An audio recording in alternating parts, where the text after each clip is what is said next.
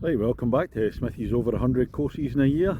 Today it's Thursday the 23rd of March. I'm up in the Highlands. I was playing at Royal Dornoch this morning, make my way back down to Inverness, and we've called into Muir Golf Club.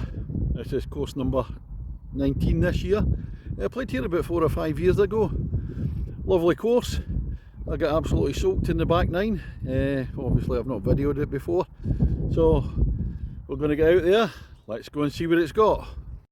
Ladies and gentlemen, it's course number 19 of 2023. On the tee, the man who stopped listening to Radio 2 in the afternoon. A Scott Mills taste in music is absolutely dreadful, only suitable for a gay nightclub or a Boris Johnson party, certainly not for Radio 2. From Kirkintilloch in Scotland, Smithy!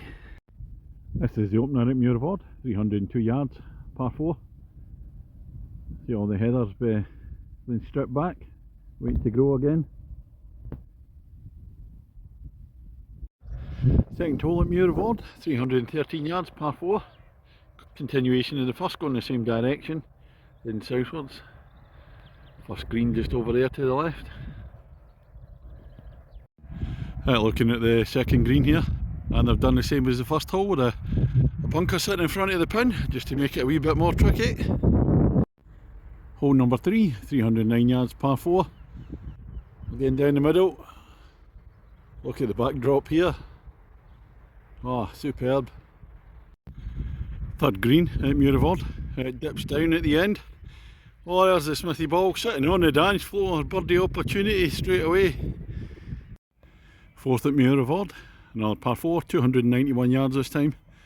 It's in close to the wall runs right down the right hand side of the hole, and that's a railway line there as well, so be careful.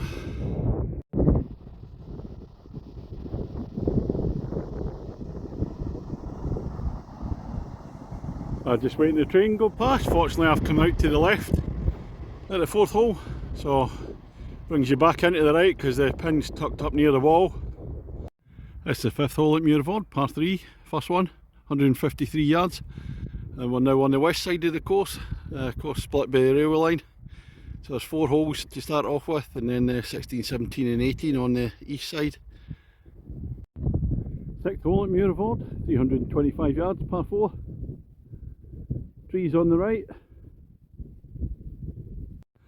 Sixth green at Muir, and it's another birdie opportunity, about 12 feet away. Seventh hole, 286 yards, par 4. First one it's not flat, the previous one I've really enjoyed them. And here we're a bit of elevation up the hill, up over the crest. See, the heather's not grown fully yet, so it's just, will be on its way. So you don't want to be in that. Seventh green. It's a sloping one. I've run right through, well not right through, I'm about 10 foot past. Another birdie opportunity, maybe we'll get one at some point. Eighth hole, it's a longer par 4 this time at 372 yards. A wall down the right hand side. Can't really see from a tee shot where you're going, but I know it's straight anyway, so but you don't want to be out to the right. When you come over the hill at the 8th, this is the view it greets you. It's a big drop down, and there's the pin right up there, the ball running all the way down the right hand side. Plenty of heather about. That's the 9th hole, 404 yards. Stroke index 2. So we stream just in front there. It goes across bunker on the left hand side, then it's going to rise up. So the green's up the hill up there. Lovely hole. 10th hole, Muir, 163 yards, par 3. Lovely backdrop. Is from a high up tee, a drop down par 3. What's the score, Smithy, against the golf course after the first 9? I'm actually a half a point ahead. Lovely hole, this one. It was at this point when I played here about 6 years ago, it started chucking it down. Hopefully not today. 11th hole, stroke index 1, 385 yards, par 4. Down the way, it's going to slightly down the hill and slight dog leg to the left. I'm breathing heavily because that's some walk up for the 10th up to the 11th tee. I walk up the hill through the woods. Oh, it's a taxing one. Get my breath back in a minute.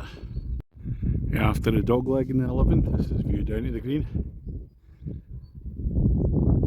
As I said, stroke index 1, I think that's because you're knackered after walking up to the tee from the 10th. Don't know about the difficulty of the hole. This is the 12th hole, par 3, it's an absolute beauty, 195 yards. 2 streams running through. Oh, the backdrop, we'll get the mountain up there. Closer look. Back down to the green. Oh, superb, par 3 this one. Now what goes down must come up, and just as I enjoy myself, here we come to 13th, another par 3, 102 yards, and this is an uphill par 3 to beat all uphill par 3s, just way up in the air. Oh dear. Come on committee, get a grip. That's the view at the back of the green at the 13th, that uphill par 3. Ended up in a bunker at the side, so it got me. And there's the view over the mountains.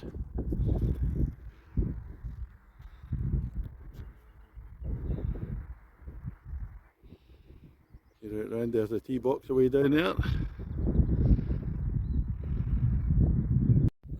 14th hole at Muir, 307 yards. Into the wind at the moment. Fairway opens out after we've got a big mound sitting in front of us here. View down towards Bewley. 15th at Muir, 414 yards. Par 4, long one, straight down. Bunkers on the left hand side, trees on the right. It's the last one on the west side of the railway line. Before we come on to the three left on the east side. Flat one, the heather's not grown back yet. Looking at the green at the long 15th hole. Bunker to the left that covers it. Railway line to the left as well. We're going over that bridge. Back to the other part of the course after this one. This is looking back along the 15th. Just from the, just going over the railway bridge looking back up. Lovely hole. 16th hole, last of the par 3s. It's a longer 186 yards. Bunker either side. Not the most attractive with the road and the factory there, to be honest. It's a nice hole, but the backdrop's not the best. 17th hole, 323 yards, par 4. Mainly straight down, then it's sort of slightly going out to the left and then back into the right. Last 2 holes going back towards the clubhouse. Oh, here we are at the last at Muir. It's just been pure enjoyment all the way around. 385 yards, par 4. Clubhouse up there on the right hand side. The green's on a little plateau up to the left. Again, that backdrop. What's the score, Smithy, against the golf course? Well, I was doing well at the halfway point.